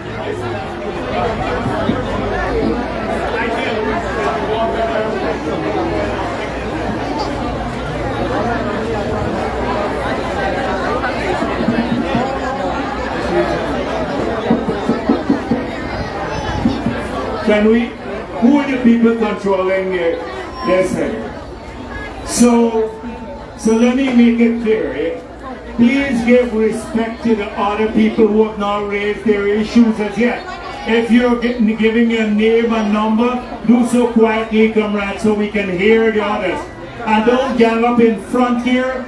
Go where let the ministers who are involved, please go. Colin, please go and join your staff now, so that we can then deal with those, so we don't get a congestion here. Okay? Yeah, please. Okay? Because, all right, go on. Yeah. Yes, sir. So I'm a contract subordinate attached to the Leonard Secondary School, and I have one concern about my job. I was hoping... Manik Chan, the same thing I told you. Manik Chan, the same thing I told you. You're disrupting. If you all want to go and have a private conversation, have it somewhere else. We are going to listen to the people. Yes, please. I'm sorry for interrupting you all the time. Yeah. Yes, sir. So I was hoping to know if there's any possibility that the contract dealers can assign their salary and be assigned to the bank, because I'm having a personal issue right now whereby the home that I'm residing in Lenora, the roof blowed off due to the heavy rainfall and so on. I'm still there with my kids and mom. So my mom has a plot of land in Ivla that we were trying to construct, but unfortunately due to our salary range and so forth, we were unable to get loan from the bank. Also, her husband, whereby they're being separated for a few years, his name is on the transport, so it's been difficult. I tried to visit a few ministry representatives. All right, so it's a housing issue? Yes. All right, well, the staff and the minister just go on calling Crowell here. All the housing issues they're making a note of. So you want us to help so we can follow up, give them your name and number. Let me listen to others now, right? And also if it's possible that our salary can be issued to the bank, so you know you have a salary can come through the bank? Yes. All right, well, just make sure when they call you, you can tell them what all the issues are, okay? I did. Okay, all right. I reached out to my honorable minister last week Friday at the Leonard Secondary. Okay then. Yeah, so down there. Yeah, so let's next person. Good afternoon, sir. Since 2020, as we wait for election, was a whole issue. From that year till now, I am working, we can get sick, and I've been in my home. Where were you working before that? Business. Business, oh, okay. And you got sick? My children, COVID and something, down. So I come today concerned. We know we was following up on every issue with the PPP party. We was there supporting. Yeah, but what kind of help you're looking for? I don't know what. All right, well, give your name and number, then you can explain a bit more and we'll see what help we can do here, right? Okay. All right, give them your name and number to that. Good afternoon, Mr. President, Vice President. I would like to tell you, thanks to the Honorable President, Mr. Yohanari, also the Vice President, and all the Honorable Ministers, all the good work you have done for us, not only in Region 3, but the entire region. Thank you very much. Keep on the good work. Thank you very much. Thank you. Good afternoon, Mr. Vice President. I have an issue where I live in Stage 3 in Houston. At certain times, they have the people that own the animals, cow, goat. I make garden, I even plant up a the reserve about an acre. The cow then sit and then the cow go all about break up the pilot title. And then you tell the owner then do nothing. Yeah, but the NBC should look into this, right? So then I hope the NBC chairman is listening to this. They'll look at it, I hope you're hearing. Okay? Alright? So make sure you go and see him, the NBC chairman, and report him. Alright. Let us go. Yeah. Right, go on. I'm listening. Hello, everyone. I'm begging for Bernard McCammon. The Kenton. Which area do? The Kenton. The Kenton.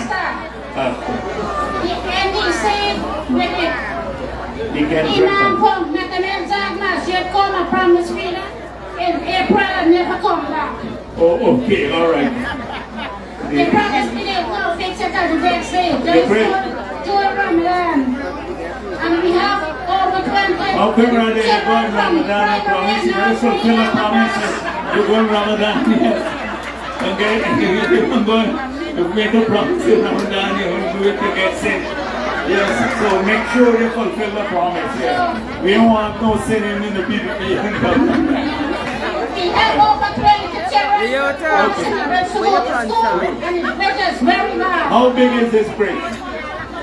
It's over the trench, the silent. Okay, you all down there contract out. How big is it? How big is the bridge? The bridge is over the silent. Okay, yeah. Alright, okay then. They say contract, make sure we get it done. Go and visit them, right? Good afternoon. Chairman? My concern is something. I have a land. Yeah, please. Let's hear the complaint. I have a land, but I'm renting out. I would like the government to help me because I have a disability check. I'm a single parent also. And I would really like the government to help me get on board. Even if I have to go through the process. Okay, alright. So apply for that program that we have, through the program. But since this is a special case with a child with disability, make sure that you give your name and number so we can see what additionally we can do, right? So apply for the program, it's in the newspapers. Good afternoon, everybody. I live at Parita Facility. And Minister Dharma went there and tell me, promised to make that street. People getting there. You gotta beg them to just This shall eat, Nigel Dharma promise you? Right, and it's what Or you mistaken him with this Endar? Is this Endar? You don't even know, right? It's only on the social media all the time, so many pictures you don't even know that they're posting, yes. the man walked and promised me that he will make the street. And it's going to be there for I think it's this one here. When you go to the NBC, the chairman will tell you he got father board to bring out the dead man. Right? And left right there. I can't do it. That is what we're telling them, yeah. You telling the people to paddle out and bring out the dead people?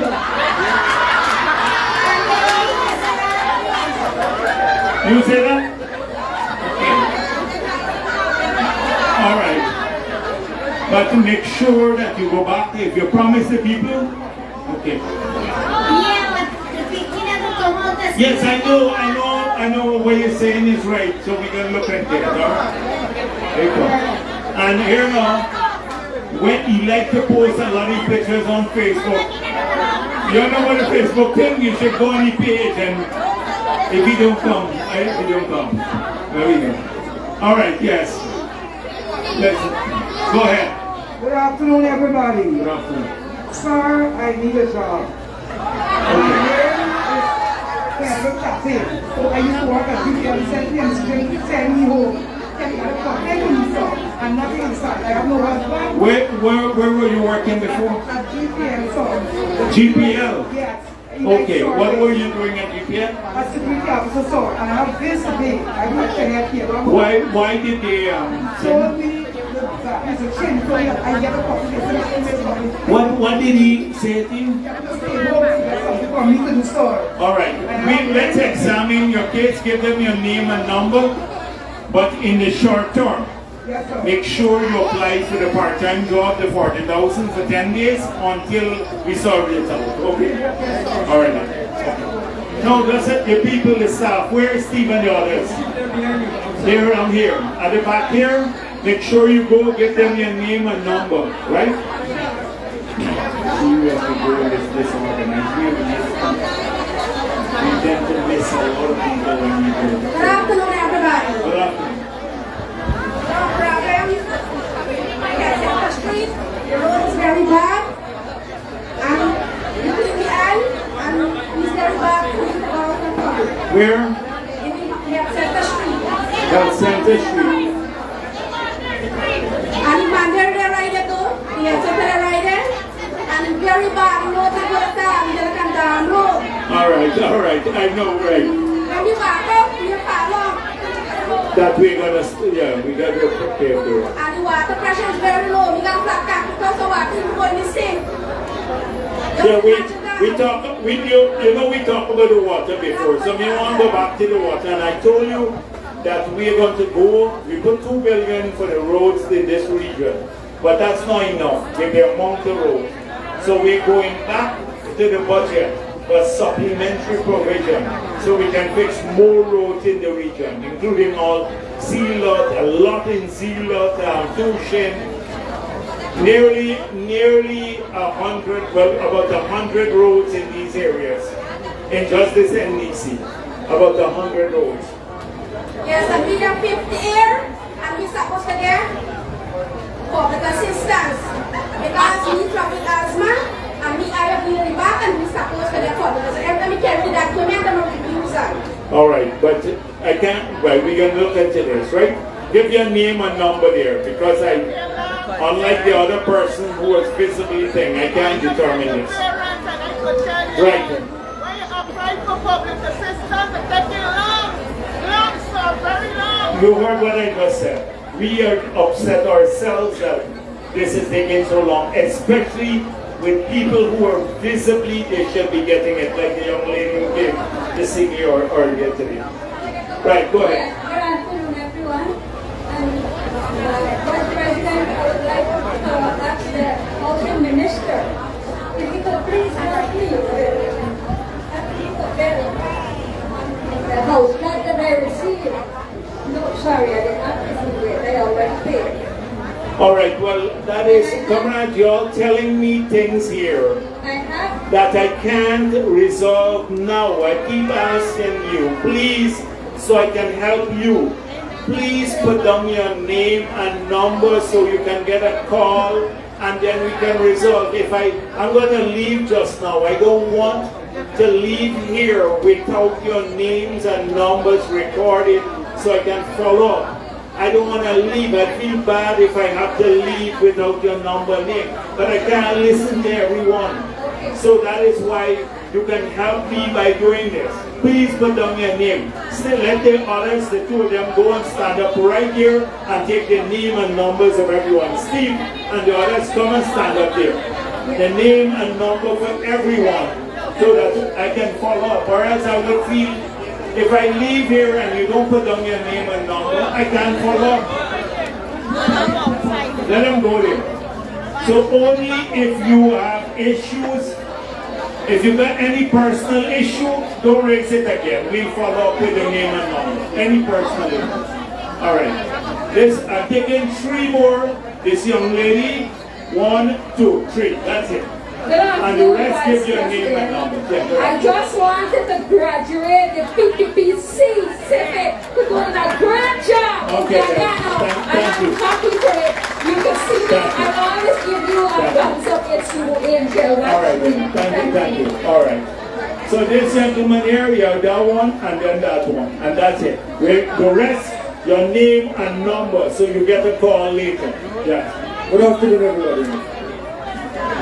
Let them go there and take your name. Yeah, go on. Dear Mr. Vice President, I applied American citizenship. have a diploma in electrical engineering. You want a job? Yes, sir. All right. Well, put down your name and number so when you get called, you say, I need a job, and we'll follow up. That's all I'm saying. Right, Yeah, please. Mr. Vice President, good afternoon. My name is Mr. Gregory Adams. I've been working in the oil and gas sector for the past 27 years. And you need a job? No, I have a company. I registered a company that is registered. Are you registered with the local content secretary? Yes, sir. But then now once you're registered there, you gotta now aggressively bid on things. I did all of that already, but I was told that to the company, right? Oh, so it's a family. Put down your name and number. That's a big issue. A lot of small companies face that. Yeah, all right. Let me take this. Get this young lady in front of you. No, not you. Don't try to poke these men, boys at the back there. Don't poke the sister. Go. Only the ladies I'm listening now to. Yeah. All right. Good afternoon, everyone. Yes. I have 3 issues. All right. Stick at one issue. Right. One. The important issue is about disability. My main concern about Region 3, we don't have a disability school. And we have one, but it's for the deaf and dumb. But for concerning like autism and cerebral palsy. So you're saying at Region Hope there is one. But let me, if you read our manifesto, we said that every region we want to upgrade a center for the disabled people and a major school for special needs kids. Those are 2 things, they're part of our plan for the election. So we are busy implementing it. You see the First Lady leading the charge on these matters. So we are moving forward with the plan. So we have to get that in this region to upgrade the one. But it may make sense to put it at the center rather than at one end. Because people from Parika end having to travel, so we look into it. Okay, but give your name and number, we can follow up on this and the other 2 issues. Alright? Name and number. Yeah. Sir, my problem is 2 years done and I pay for my house. Alright, name and number. Name and number. Name and number, who you gotta give, look the people, look there, guys here, look down here, look there standing up there, name and number. Yeah.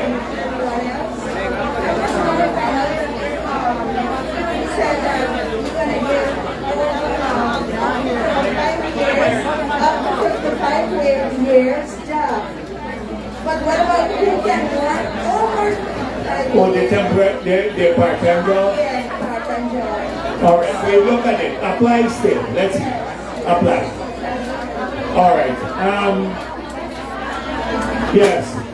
Yes, please go ahead.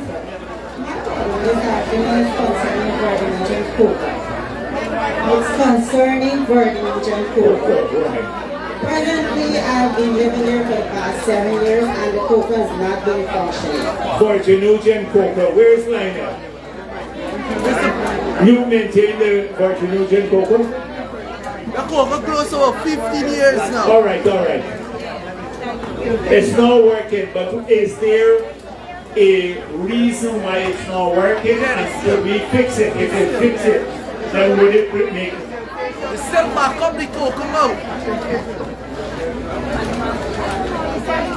Anybody else with this 2 years? Put on the name. So they said that the siltation, the head of DNI said that the siltation is causing a problem there with that, but they're doing a pumping station at Greenwich Park. So that will help to alleviate the concerns there. But you should still visit the head of DNI, make sure you take her name and number, visit the area and have a look at it.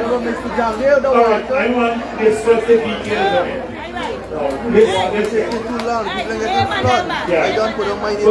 Mr. VP, President, good afternoon. My concern is I am a rice farmer for over a year. And my father is a rice farmer for over 20 years. And I from Guyanese. And there was a contract going on here in STV that I have to clean out all the coca outlet. Not leg one alone. Guyanese alone, leg one also. And the only poker trench that leave and did not clean is free and easy. That is a Guyanese name. Well, make sure that you check this out. And if that's so, let's fix it. Let's clean it. Okay. Make a note of it. Alright, so make sure that we do. Good afternoon, Mr. Vice President. My concern is that the NEC, the region chairman or the NEC chairman who going to sign the plan there, has been pushing around for weeks. Plan for what? For my house at housing. This is something, let me tell you something. The president is looking at this personally because he wants to accelerate the housing program. And he wants to accelerate the housing program. If we have the people who are responsible for giving permission slowing down this, they get into serious trouble because we want to accelerate the housing program. So I hope that the regional officials understand that this needs to move quickly. And if you have any problems, you make sure that we know about it, so then we can follow up. When you Give your name and number. the guy has to sign the plan, shine rice, cotton rice. No, let's just And one good thing, Mr. Vice President, the road when Tushes at phase 2 at the back there, they're doing road to phase 1. Alright, we know about the roads, but that issue, give your name and number so we can follow up on your plan. Yes, I'm taking these two persons there again, and then that's it. Good afternoon. I'm one of the police in relation to community government. First of all, medically, not best hospital. Most of the people, especially the senior citizens, who have to go to... Alright, please, let's listen to this comment here. Let's listen to the gentleman. Who have to go to clinic. You go to clinic every month, you see the doctor, sometimes you don't see the doctor. They do recommend that you get treatment. When you go for the treatment, 3/4 of the treatment that is prescribed, you have to buy it. They give you a prescription saying... Give me an example of what... I'm one of the persons. No, but give me an example. Give your name and number. We want to check what's happening. When we got into office, they said they had all the drugs in the bond. When we hearing shortages around the country, when we really checked, most of the drugs were expired. So we had to clear out over $10 billion of drugs that APNU procured without any regard for process. So now they keep saying to us, we put a lot of money in, that we're about 85–90% back okay. Now if you still have to, I want to see the list of drugs that you're buying. You now have to buy from private sources to check whether they're... The RHO is here. Let us see what they're prescribing, whether the doctors are prescribing what we have or doing your own thing, prescribing drugs that you have to go to private pharmacy for. So give your name to the RHO.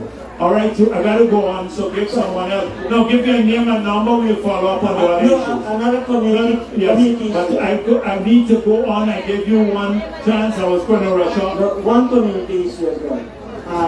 Pensioners, they receive their NIS on the first Monday of every month, while senior citizens receive it on the 4th of every month. Many times, the 2 days are not the same.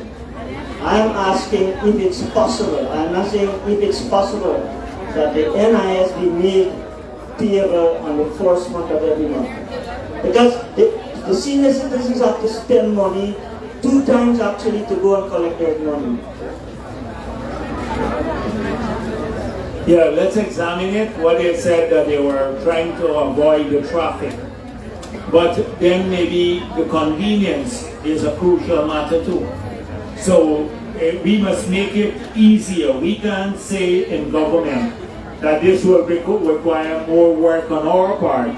Therefore, the pensioners have to come 2 days. We have to make it in a fashion that maybe that will help with them. So let's examine it. We'll examine it. And yes, you said the third issue you can raise later. Yeah, this one here. Right, okay. I have an issue because of work. afternoon with my friend of the bridge, to Tushin. The state is gone. I didn't expect this to happen this morning. What happened there? My car fell into this hole. The hole there and where? That's on the public road? The bridge. On the public road? No, inside. Linking Zilla to Tushin. Okay. Going over there. Okay, all right. With this matter, we addressed fastly. Oh, the road. He said the road, the whole affair yesterday, but make sure you go and fix it because if people unsuspectingly they would damage your vehicles. I passed there this morning. It was big. It was small like this. So it's falling in now. It's falling in We better make sure that the engineer goes there before it creates somebody lose their life or something. Thanks for bringing it to our attention because we can fix it. No, we should look at it. All right, yes, this one. Give him. So good afternoon. I work in the NBC for 1 year and 6 months.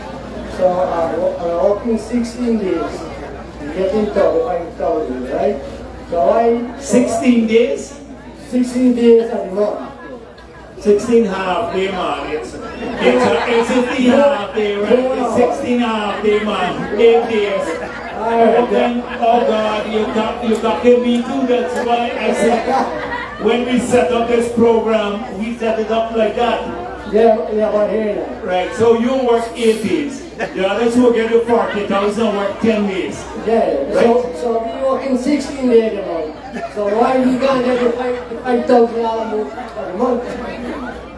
You work 16 half day with work out to 8 days, right? No, 4 hours. All right, we're looking at the sick workers. We're looking at the sick worker. Right, trying to pull a fast one on me there. Right? Yeah.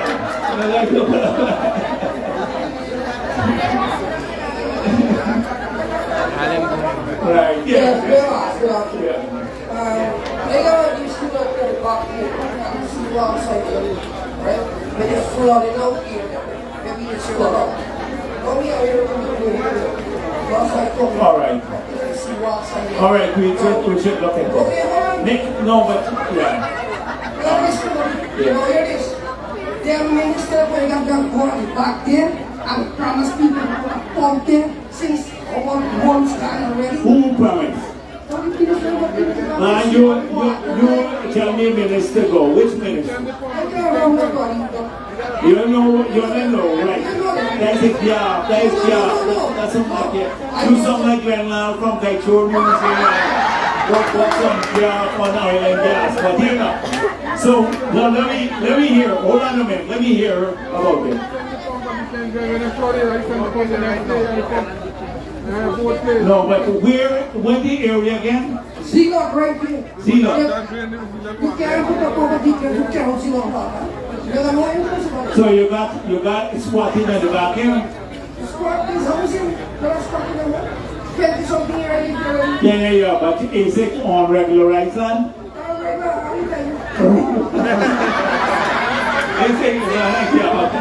right.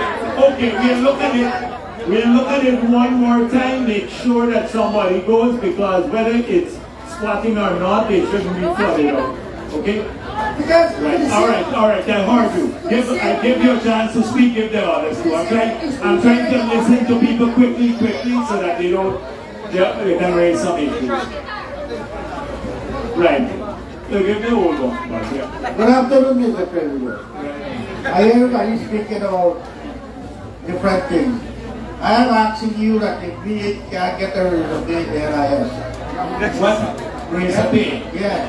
Okay, remember, I explained this when I was in Worby. So what happened is the NIS, he have to put in a lot of money into the NIS now to keep paying, because the contributions in the future can't sustain how much they pay out. If we don't do that, it will become bankrupt. So that's what we are hoping to fix.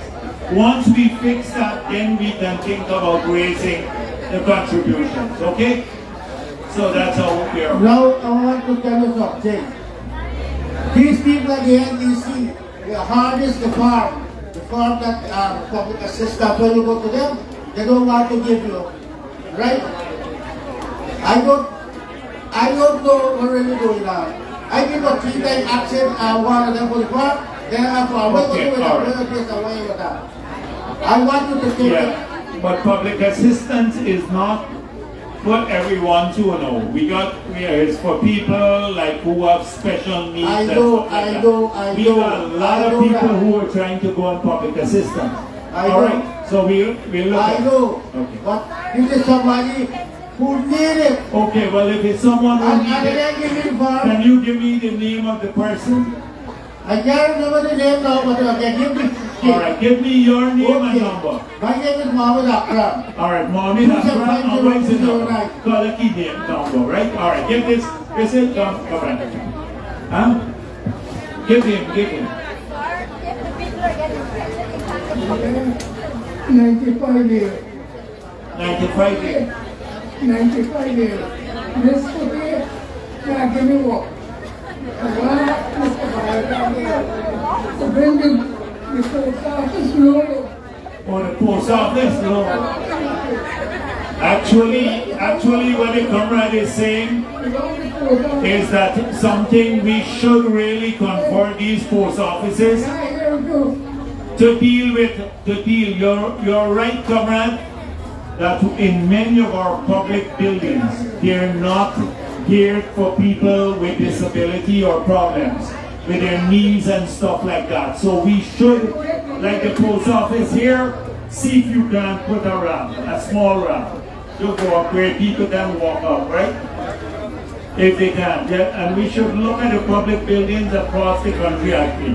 Let us look at what it takes where pensioners and stuff have to go, that we should make a note. But in this area, the post office, let me see if we can put a small ramp for people, right? All right, if that comrade here. You were in there? Anyone? All right. Thank you very much, comrades. Thank you.